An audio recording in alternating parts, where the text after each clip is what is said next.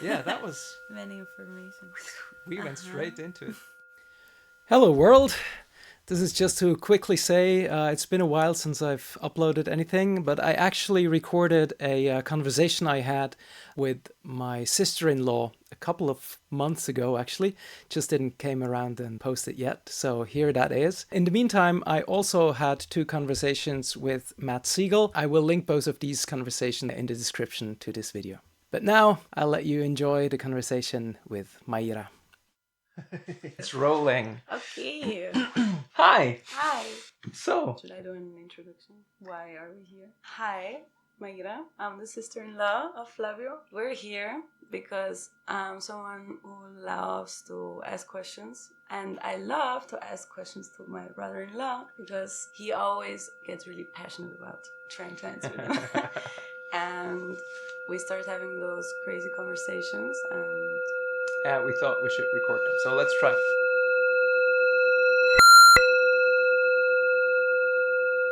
let's start.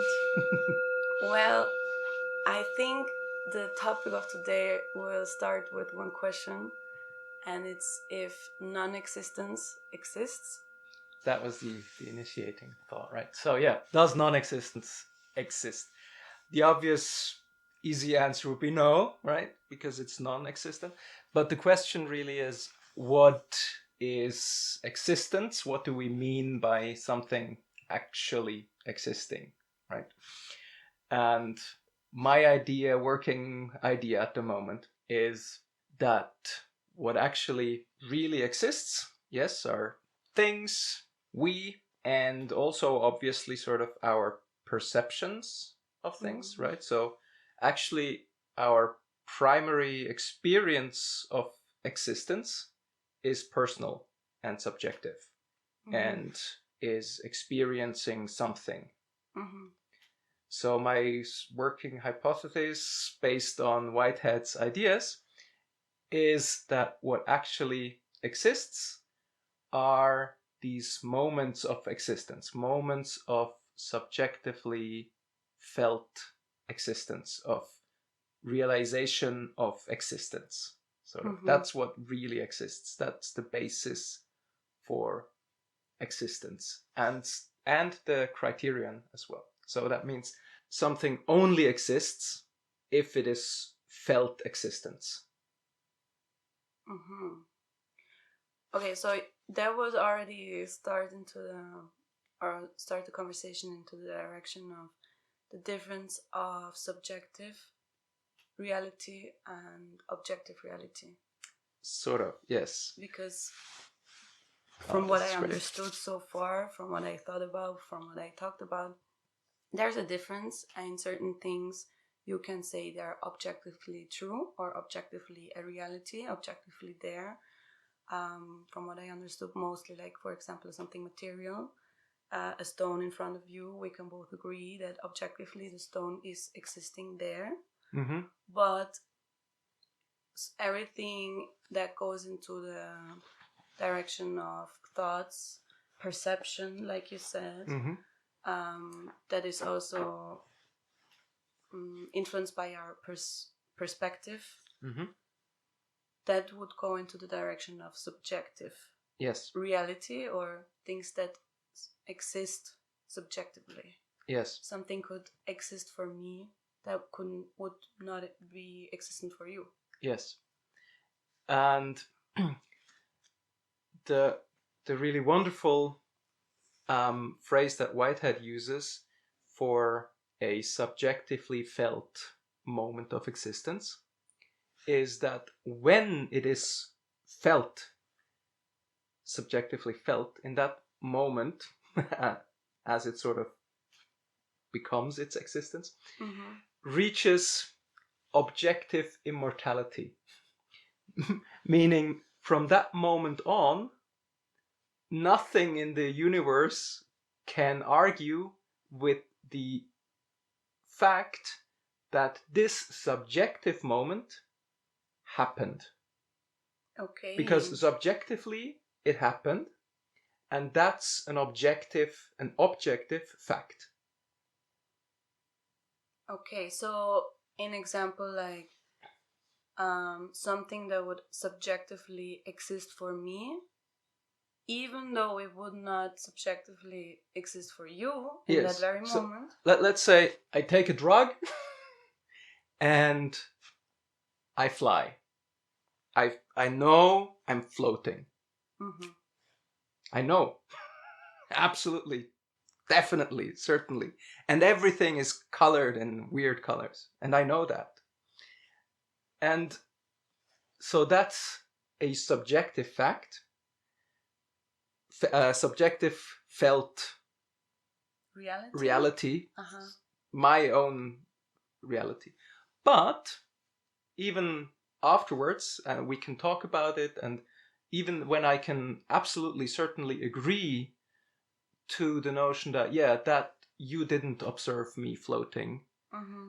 that didn't happen for you, and I can also sort of rationalize about the chemical interactions that happened in my brain that made me believe that I floated. The experience that I had that I floated still exists as a objective fact of the universe. That actually happened, that I felt it.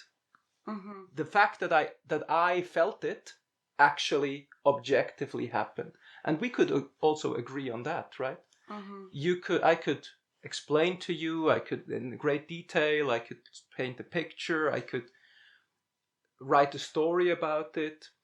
I could change my whole life after having this experience. And so it could have not only a collectively agreed upon version of objective truth, because I can tell you and you can say, yeah, well, I believe you that you felt that. Mm-hmm. It can also have probably profound consequences on my sort of outer actions and my life after that. And it's so the subjectively felt fact can have consequences in the real world. Okay. Right? And so the idea is that, yes, every subjectively felt moment has this principal capacity of influencing the future. And as far as I think or understand, this possibility to influence the future, this is sort of the basis for what we call objective fact. Objectively happened. If objectively something happened, we sort of mean it can influence the future. So do I understand correctly that Whitehead defines or explains that it is objectively true because of the consequences? I think if it's so. in the moment of, like, let's take the example of the drugs. You take the drugs, you have this trip. I see you sitting, you see yourself and feel yourself flying. In that moment, like that part of the experience, we could argue which one is real, which one is true. But the fact that the consequences of it, you still remembering that you flight, you still remembering the sensations you had, that would be the determining factor for it to say it is objective afterwards. I can't speak for Whitehead. Fair enough. But this is my crude understanding of it at the moment, okay. I think. But there's 2 points I think I should elaborate on a little bit. The first is that I also tend to use an idea of objectively true, in a sense that's based on Maturana and Valera. The idea is that objective reality is a social construct. You mentioned it in your first explanation of what you mean by we can agree upon the fact that the stone lies in front of us. Mhm. So the question whether something is objectively true also always is sort of the question, is it true for everybody? Is there a majority, or are there a lot of people agreeing upon something, or a lot of... And Whitehead then would push this way further, because for him it's not only humans that experience things, that can have these subjective moments, but everything. Because we said the criterion for anything to exist is its subjective felt moment. Mhm. The idea of subjectively feeling anything in Whitehead goes all the way down. So to this couch and the atoms and the electrons that compose it, and back to the beginning of time. Mhm. I'm not sure, actually, I have to read up on that, whether he has sort of incorporated the idea of the Big Bang and the beginning of the universe into his picture, but I think he sort of had, because he very often refers to a evolution of the universe, Mhm. and the evolution in a Darwinian sense, sort of subjects not competing but more cooperating with one another and interacting with one another and changing their behavior and figuring out new things to do, evolutionary speaking. This he traces back, as I said, all the way through the history of the universe. So the idea is, from the first primordial particles on, they sort of had very primitive glimpses of feeling of something's happening, and their interaction led to new things that could happen, Mhm. that I imagine being more fun. So I imagine an electron by itself, a proton by itself, yeah, they're happening, they're sort of flying around.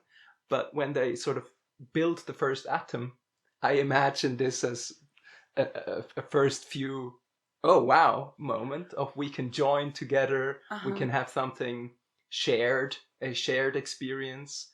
And so the first atoms, this idea of building atoms sort of spreads. Everybody wants to be an atom because it's Okay. the newest craze in the universe. And then they start building molecules, and then they figure out we can do stars, and then they figure out, hey, we can do heavier elements, and then they figure out we can do planets, and then they figure out we can do more complex molecules that do stuff, and then they figure out, the molecules figure out, hey, we can build cells, and cells can start to move around and experience more and more and more. And the idea is that there's sort of a hierarchical push towards wanting to feel more, to experience the universe more deeply in more different aspects.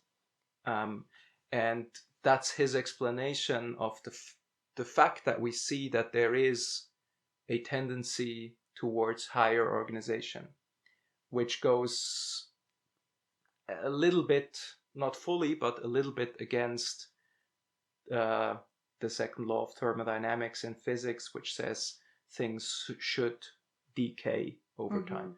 And yes, it allows for pockets of higher organization within that global decay, but the second law of thermodynamics doesn't need those pockets.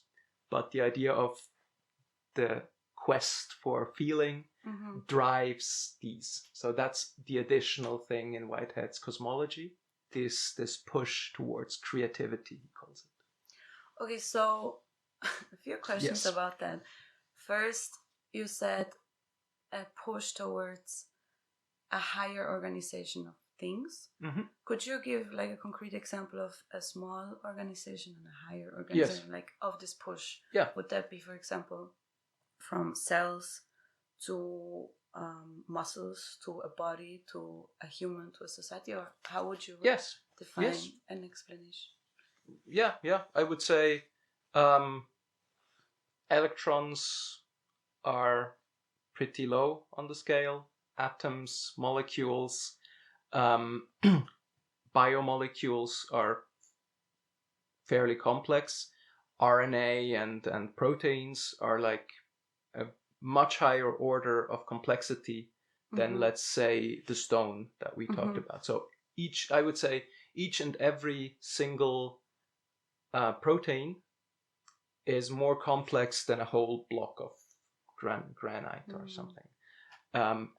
Because the granite, the stone, I don't know how to pronounce the other word. So the stone is really predictable, right? We can know what it will feel in the next moment. It will feel I'm a stone. Based on it will not have words, right? But it will continue to repeat being what it is. So because if we assume this basic idea of processes are reality, and that the only thing that exists are these felt moments of experience, then we need to repeat and repeat. If we want to have something that exists through time, it needs to sort of repeat existing again and again. Because an experienced or a felt moment of reality would be short-term, would be one feeling, one sensation. The actual duration of a sensation is a difficult question. It could be, this whole conversation can be described as one moment. We are coming together and having a conversation, and the conversation sort of builds and culminates and ends, and that's the moment. But we can also say, this tap on my finger, that was one moment, that was one feeling. So you can have moments composed of moments, and also in matter we can have a stone, that's one conglomerate, one thing, one unit, but the stone can still be composed of its subcomponents, of its atoms, let's say, or its molecules. And if we want to say, yes, those molecules exist, and even exist independent of me watching them. So if we want to assume, which I do, that the stone exists even if I not look at it, right? I want to assume that the world outside of this room still exists. That sort of makes me more comfortable with the world. So I want to have this normal, material, objective reality that I can rely on, that it will still be exactly the same as I left it when I walk out the door. But in that framework, in order to have that possibility, something out there needs to experience it. Oh, that reminds me. That reminds me of something someone asked me a few months ago.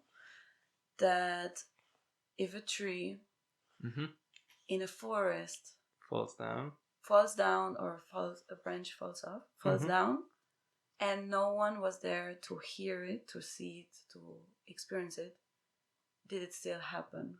Yeah, that's a very famous question in philosophy. I think it goes back to the Greeks, but I'm not sure to whom. That's exactly this question, right? Do we need people that can tell us about their experience in order to believe that there was an actual experience? And in this framework, we don't. Because in this framework, in Whiteheads framework, Because if we allow everything to have subjective feeling, then the tree experiences its branch falling off, the branch itself feels itself falling off, all the trees around it notice it, all the birds are actually there and have experiences of it, even the ground experiences the branch falling onto it. Because experience has two parts, and one part is physical interaction. So if there's effects happening that we can describe, then those things involved in that interaction feel that interaction. Okay, that would actually. And then there's a second part which is a bit more esoteric. Okay. Do you want to elaborate on that one? Or...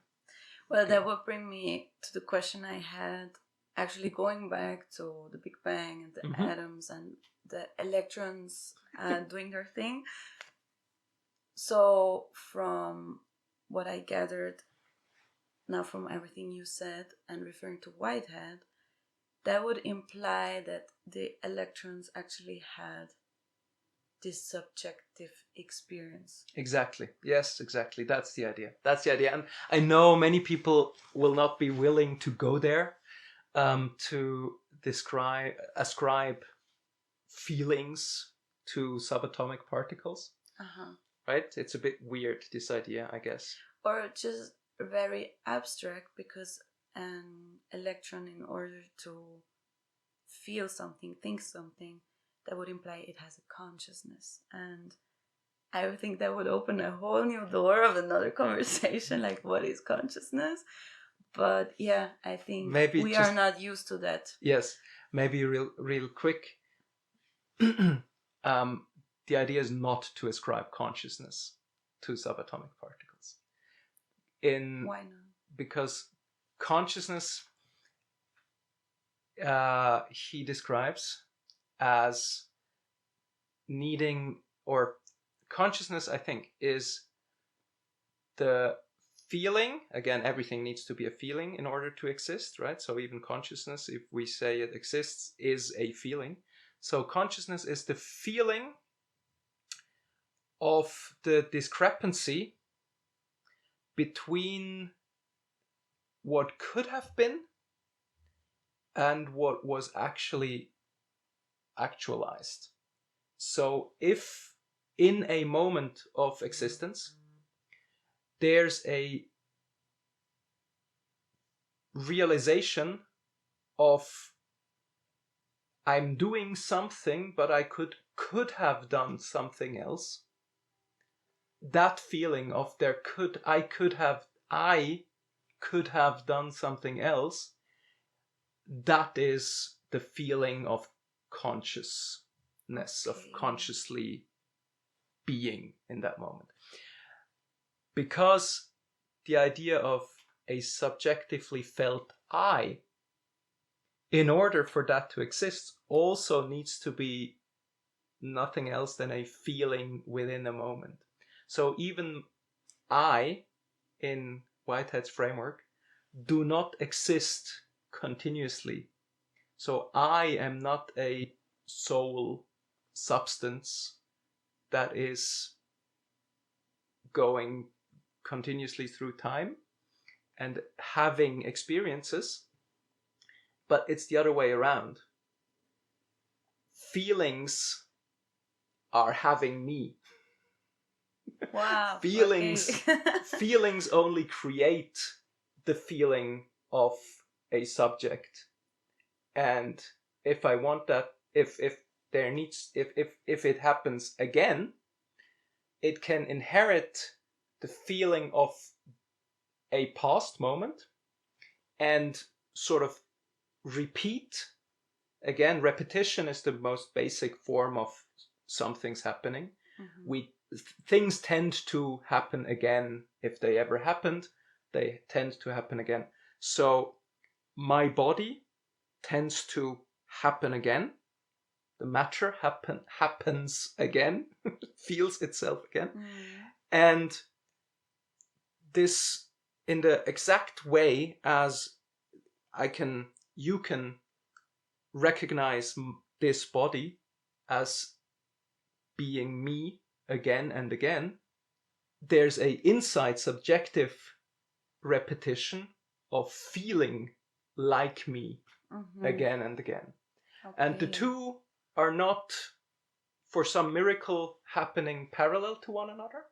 That was Descartes' idea, that for some miracle, my feeling of the world and my feeling of being able to control the hand up and down and your objective observation of a hand moving up and down, for him that was God mediating between matter and mind, and making it such that the two always seem to coincide. But I think in Whitehead's framework, there's no separation, right? The two are exactly the same. Matter is mind. Mind is matter. So I am me. Mind and body are exactly the same. And the fact that I look the same also represents the fact that I feel the same. Okay. All right. Wow. Yeah, that was... many information. We went straight into it. So, going back to how our conversation started, no? We need to wrap up on Does Nonexistence exist? And you said in order to answer that, we first need to talk about what is existence. Thank you very much. And Yes. existence, well, first I initially divided it into objective and subjective reality, or reality of what exists. But now I gather from what I understood, that basically everything is subjective experience of reality. And every subjective experience is objectively true. Okay. Reaches objective immortality. So yeah, in Whitehead's framework, there's a sort of continuation within a moment. First, there's causal effects at play that restrict the possibilities of something new happening. This is what he calls prehension. So the moment to be prehends the past in a purely sort of physical and mechanistic way. That's the prehension part. That's what I said is the first part of building a moment. And then the second part, which I said is a bit more esoteric, that is where the non-existence, the existence of the non-existence now needs to come into play. Because there he also brings in more Platonic ideas of what he calls eternal objects. And he says each moment ingresses eternal objects into its decision to become, right? So each moment has some possibilities given by its prehension, given by the causal power of the past. So the past restricts the possibilities of what could happen. And this is what physics is good at as in describing. And then somehow actually some particular thing happens. And in Whitehead's view, the sort of decision also, it sort of implies conscious decision, but it doesn't need to be conscious. But I still need to call it decision, I think. I don't have another word. To figure out which of the possibilities is actually actualized. Whitehead says for it to be it needs to be sort of a meaningful decision in order to be able to be a decision. And so there needs to be something that still, even though all these possibilities are actually possible, there apparently needs to be something that makes this moment decide to actually be there. Okay. And for that, he says, the moment needs sort of additional information. Not only what the past universe provides in terms of causal power, but also something that makes it possible for it to reach a decision of how to sort of react to the past, how to integrate is the word he uses, how to integrate everything it inherited from the past and come to its own realization or its own sort of answer to that. And there he says, yeah, we need something that also comes in. And this are these eternal objects, which are a bit similar to Platonic ideas of good, beauty, truth, things like that, but also just the idea of redness, for example, or all these abstract and therefore non-existent qualities or things you could strive towards, things you could want to realize. So it's not only possibilities, but goals. Yeah, I think goals might actually fit it. If there are goals that you could strive towards, if there's anything you could strive towards, you ingress that and you prehend your actual possibilities. So within those actual possibilities, you figure out how you think you can get closer to your goal. Mm-hmm. And that is where you actually go. So that's the more esoteric part, because there something comes in which I think we should say is non-existent. These ideas do not exist in the sense as matter exists and I exist in that moment. But it still comes into something that exists. So there's still a feeling of it that actually actualizes.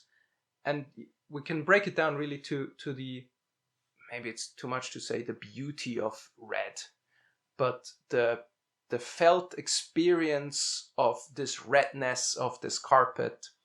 I experienced that not only because that's what comes to me, but I sort of give something into it that I strive, that something in me strives towards this redness, I think.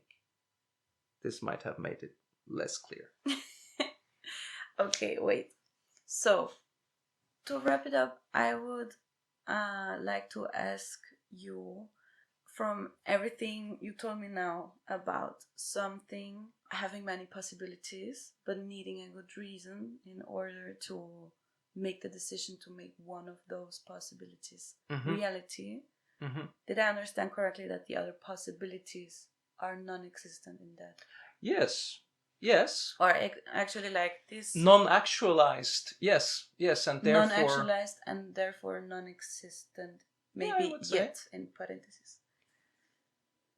And then there's the question of consciousness again, because if there's a feeling of their non-existence, then it does exist. Then it exists. Then it's a conscious realization of those possibilities that did not exist, or that do not exist, and by virtue of knowing about their non-existence, we could also say it exists within that moment, that feeling, right? Okay. Because if you can think of it, what could have been, let's say I could push over this microphone and it would fall to the ground, and I can feel the worry that something broke, and therefore that happening doesn't exist, but it still again has causal power. It has in my future. So that would be like my final question to wrap it up, like everything we talked about, but also to make it really concrete in an example. Like, can you walk me through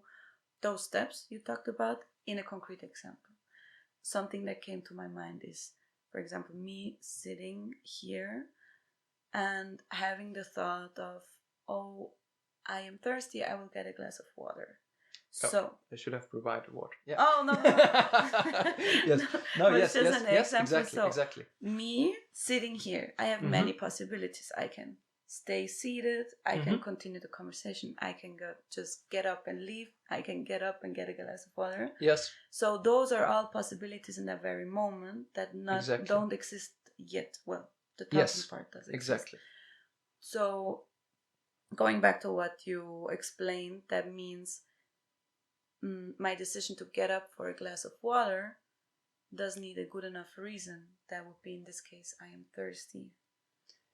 Yes. And that actualization of me getting up, getting for the glass of water, drinking the glass of water, that made this decision, that chain of reaction, reality, and the other ones not.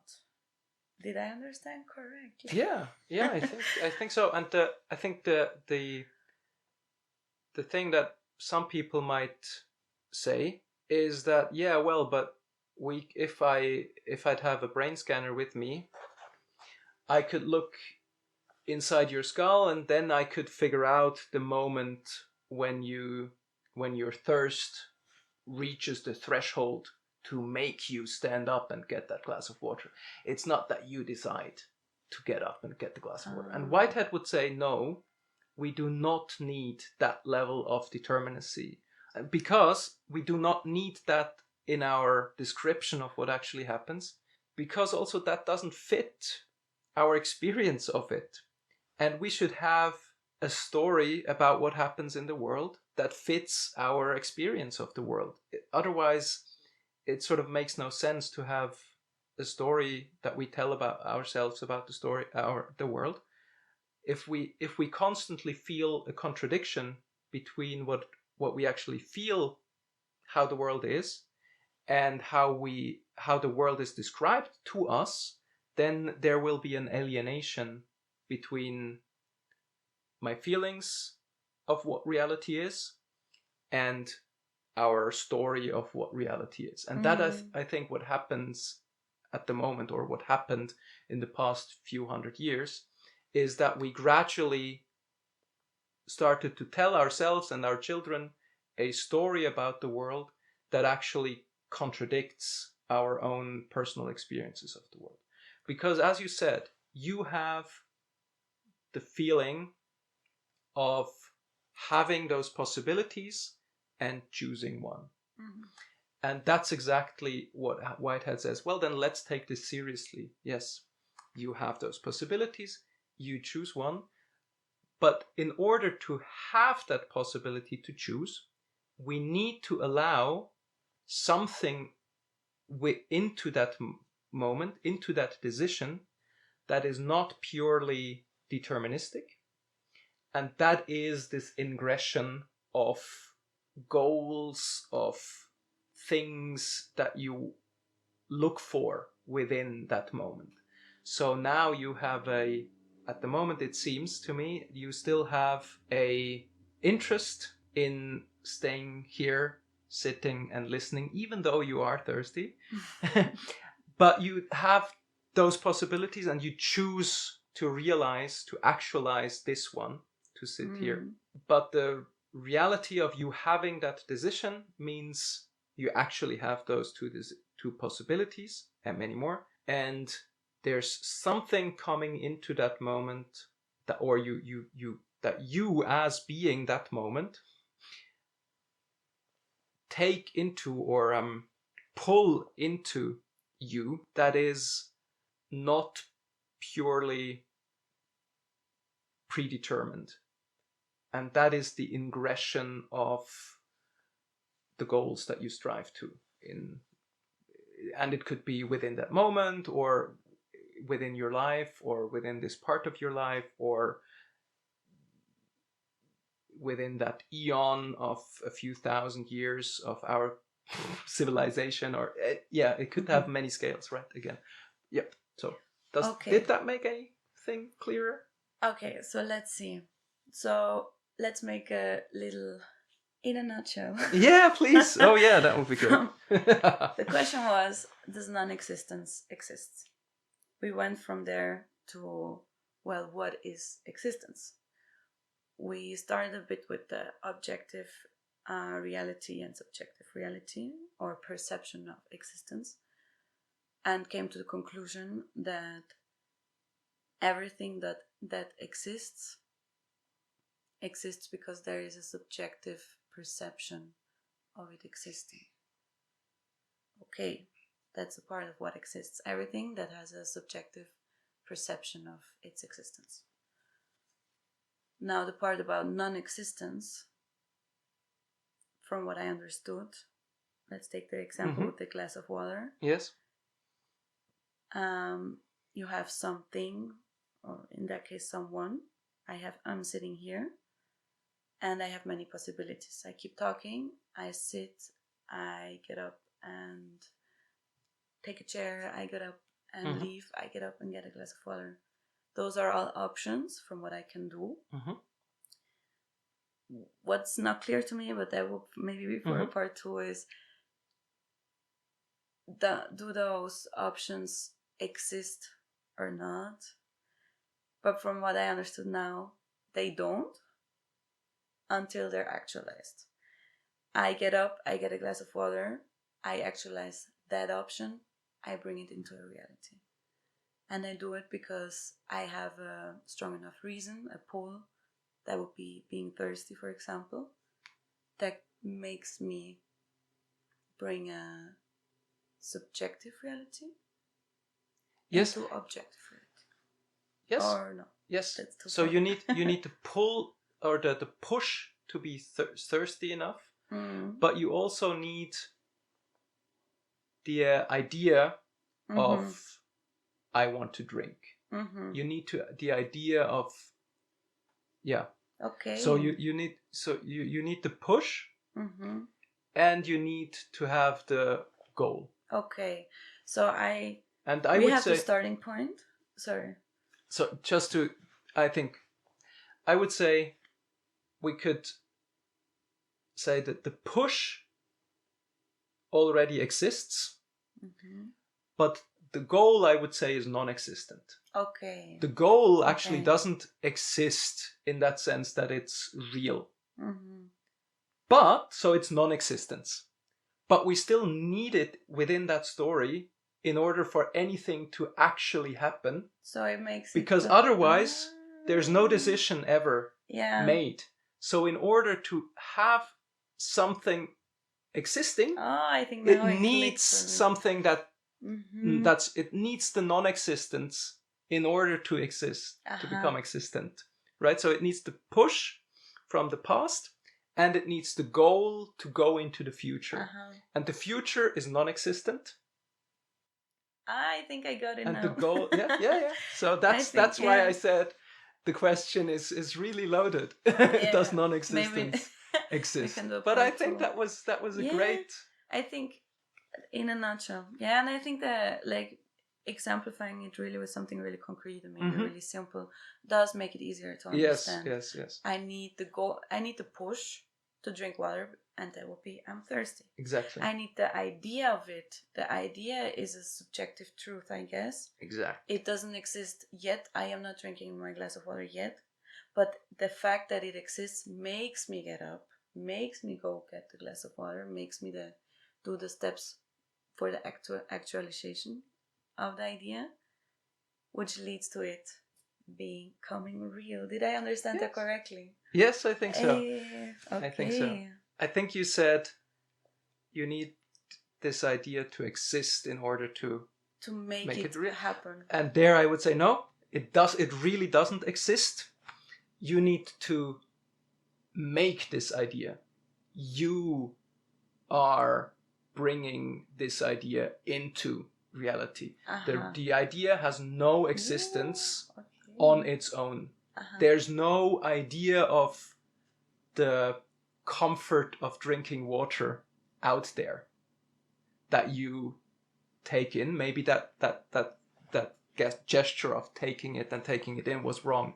I think actually you need to formulate this idea. You need to actually maybe it's better that we say you project it into the future. You project into the future the possibility of, there could be the comfort of drinking water.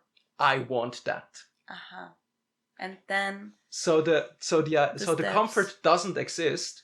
You make it. Yeah, I have the idea and I think of, oh, it would be nice to drink water. But it needs to come into the picture in order for you to make the decision to get up and drink. Otherwise, which nothing make it you wouldn't reality. Exactly, and then it could become a reality even. Yes. Well, thank you so much for having me. That was very nice. That was a nice wrap up. Thank you so much. Thank you. That was great. It helped me a lot to realize what the ideas are that are in my mind. I didn't have any of those concrete pictures within my head before, and thank you so much. I think this is how our conversations work, is that you have the knowledge and I try to understand what you tell me. Like, I try to understand the knowledge. So in order for me to really grasp it, I have to make it, like, break it down in really simple examples. But I think that's how we formulate an idea. Dankeschön. All right. That's a wrap. That's a wrap. They do this.